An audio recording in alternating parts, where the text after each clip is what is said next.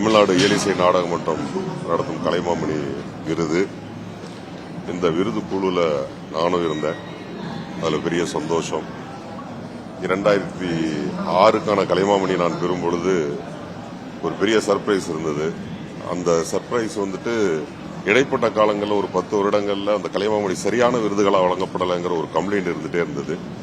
ஆனா அதே இடத்துக்கு நம்ம விருது குழுவில் வரும் பொழுது அது சரியான ஆட்களுக்கு போய் சேரணுங்கிற ஒரு பெரிய எண்ணத்தோடு கடுமையா யோசிச்சு மூத்த கலைஞர்கள், அப்புறம் இருக்கிற இளங்கலைஞர்களை ஊக்குவிக்கிற விதத்துல இளங்கலைஞர்களே திறமையானவர்களை தேர்ந்தெடுத்து சரியான முறையில கலைமாமணி வழங்கப்பட்டிருக்கு. பொதுவாகவே கலைமாமணி அனௌன்ஸ் பண்ணோன்னே இன்னைக்கு இருக்கக்கூடிய சோசியல் மீடியால அதை பயங்கரமா கலாய்ச்சி மெசேஜஸ் வர்றதுதான் அதிகம். ஆனா அந்த மாதிரியான எந்த விதமான கருத்துக்களும் சொல்லப்படாமல் முழுமையாக ஏற்றுக்கொள்ளப்பட்ட ஒரு கலைமாமணி விருது விழா இன்னைக்கு நடக்குது. இந்த விழாவை தமிழகத்துடைய முதலமைச்சர் அவர்கள் கலந்துக்கிறாங்க, துணை முதல்வர் அவர்கள் கலந்துக்கிறாங்க. எல்லோரும் விருது வாங்குறாங்க. விருது வாங்குற அத்தனை பேருக்கு என்னுடைய வாழ்த்துக்களை தெரிவிச்சுக்கிறேன். தேங்க்யூ.